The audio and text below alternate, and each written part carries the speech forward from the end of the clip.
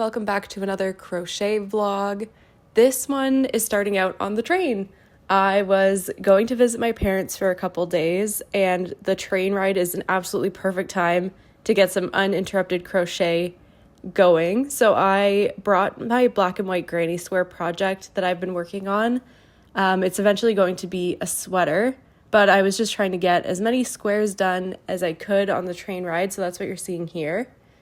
And then I spent a few days with my parents, and they live in a really cute small town that kind of has Gilmore Girls energy to it, and the town loves Halloween.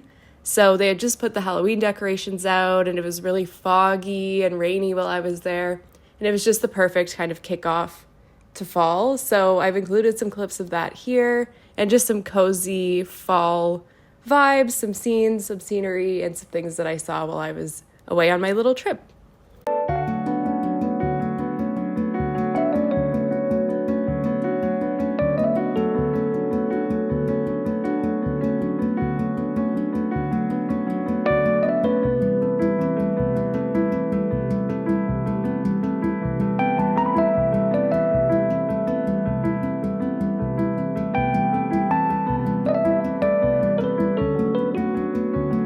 Hi everyone, I'm back home from visiting my parents. Still have a couple more days of vacation left, so I'm trying to make the most of it. While I was at my parents' house, the only real crochet I did was making a few more of those black and white granny squares, and I also made one of these baby bear beanies from a free pattern. I'll link it below, because one of my mom's friend's daughters had a baby, and she wanted something handmade to give to her, so I whipped up one of those. Really quick, so if you are looking for a handmade baby gift, it was a good, easy pattern to follow. But now I am off to the ROM to go to a quilt exhibit. So it's all Canadian quilts. I'm really excited to go check it out. Some people in my crochet circle were saying that it was really cool, so I can't wait to see it. I don't quilt. I would love to try it someday, but it takes a lot of space and a lot of skills that I don't have, but maybe this will inspire me. And I'm wearing my Aver P Granny Square t-shirt. I think it's fun to wear it to like fiber related things, and then if people are crocheters or whatever, it's a good like conversation starter. So I thought I'd wear that today. But yeah, I'm about to head out and I will take you along. Filming is allowed in the exhibit, so I thought I'd just show you a couple of the quilts.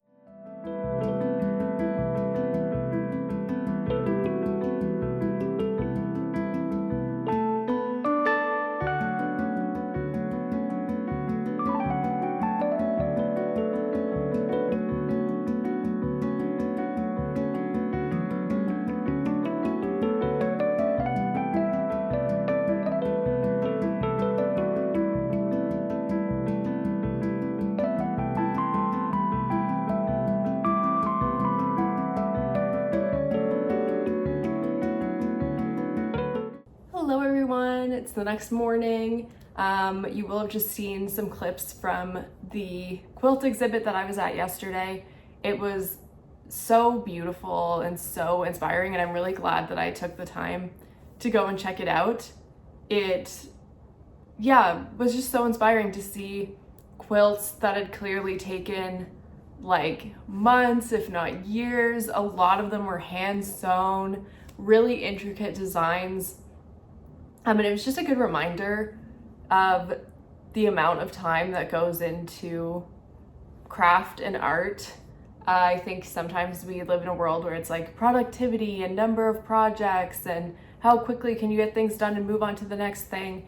And it was good to just kind of recenter in the fact that sometimes art takes time, and it's not all about how much you can accomplish in a week or in a year. But taking the time to craft beautiful pieces. So a lot of these, I was just like absolutely stunned by the amount of time that they must have taken and the amount of detail that went into each of these quilts. And it was also a good reminder that art happens everywhere. There were a lot of quilts that depicted like historical events, tough times. My favorite piece was a quilt done by a woman in a Japanese internment camp who made a quilt out of the fabric in cigarette cartons. And it was just like the human spirit to continue to make things even in the worst times, when you don't have any resources, when you barely have the resources to keep yourself alive, and still finding that drive within yourself to make art. It was just so beautiful. So I really enjoyed it. And if you're in the GTA area, I would recommend you go check it out. It was awesome. And the people at the exhibit, like the other people there, were really sweet too. I had some really nice conversations with other people in the exhibit, so it was a really nice day. But today I thought I'd give you a little update on the projects that I'm working on, what's been going on with my crochet this week. So you will have seen in one of the earlier clips, I was working on some black and white granny squares when I was at my parents' house, and I've just been trucking away on those. I need to make 40 and I'm at about 27 right now, so just leaning into the tediousness of making the squares. So that's kind of been taking up my week this week. I also have the rainbow cardigan blocking at my feet here, so I'll show you that in a minute as well. And I wanted to show you some yarn that I got from America. So my mom was doing some shopping in the US last week and had asked if I wanted anything from Joann's. And so I requested the Big Twist Value 100% acrylic in the color Rainbow Bright, which I think is so cool. I don't know if I would necessarily call this rainbow. It's more of like a collection of neons, but I really thought that the colorway was so cool with this, and it could make something really nice. So what I think I'm gonna make is another version of the rainbow raglan cardigan that I just posted. I'll link that here, with this yarn, and just see what it looks like with a little bit of a thinner weight. But I was really excited about that. And if there are any yarns that Joann specifically sells that you love, I would love to know. As a Canadian, we do not get Joann yarns here, so love to know what you pick up when you go there so that I can try it out too. But yeah, I'll flip you over so that you can see what's on the blocking boards. We can talk about a little blocking experiment that I did last night, and just show you a little project update. Okay, so on my blocking board, I did a little bit of an experiment for the squares that I'm going to be using for my black and white granny square sweater. So I had never made a granny square out of wool that I intended to use as a garment before. So I wanted to see how I was going to block those squares. I did a little bit of research online and watched a couple of videos, but it didn't seem like there was a definitive answer on how to block a wool granny square. So I decided to do a little bit of an experiment. So you'll see the first square on the upper right hand side. That's my control square. That square isn't blocked yet. And I also wanted to see, like, is it worth it to block it at all? But as you can see, compared to the blocked ones, there is quite a difference when you block it. It just helps that square shape really shine. It defines the corners, so definitely worth blocking it. And then next to it on the upper left-hand side, that square, I just took a spray bottle of water and I got the square damp, and then I blocked it. The one below it, I used a drop of soak wool wash in like lukewarm, warm water. I saturated the square and then I wrung it out with a towel and blocked that one. And then the last one, which is the bottom right-hand one, I just used a steamer like I would for my acrylic granny squares. So, and I left them overnight and came back to them. And as you can see, or not see maybe, there wasn't a huge difference between the different blocking methods.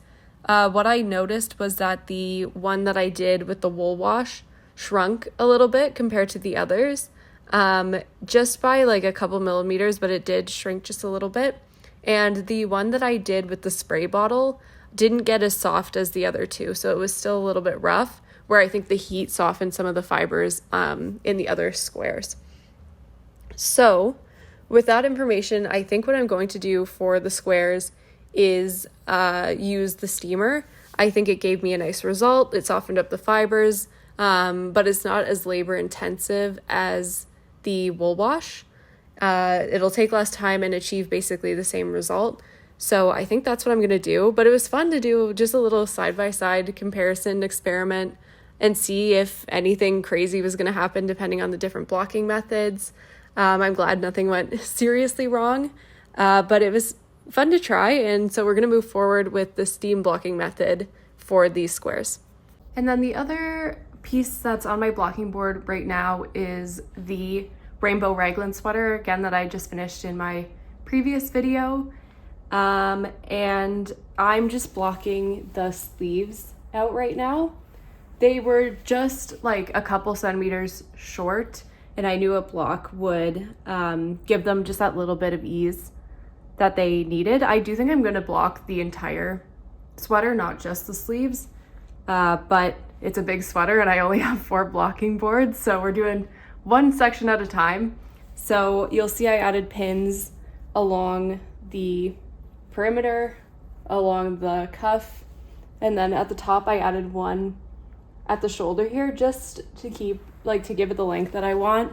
I didn't want to add too much width to the sleeve, so that's why I just kind of like anchored it at the corners, but I didn't pull it like this. So that's how that's looking, but I'm eventually going to do the whole thing. I like to block every single project that I make. I find it just stretches them out, makes them a little bit more comfortable, makes the fit better. So that's what we have on the boards right now. But I think that's where I'm gonna end this week's video. No finished project to show in this vlog, but I think that just ties back into that lesson that I was learning at the quilt exhibit, which is that sometimes projects take time. Sometimes the most tedious projects are the ones that are most beautiful, and not trying to rush to get a whole bunch of projects out just to have a finished product to show you at the end of these videos, and just to really lean into the process as opposed to the product at the end. So it all comes full circle. But thank you so much for following along. I'm really excited for the next video. I think that's going to be my wrap up of everything that I've made in the past 3 months, and I always like making those videos. So I'm excited to put that one together for you next. But yeah, thank you again for watching, and I'll see you in the next one.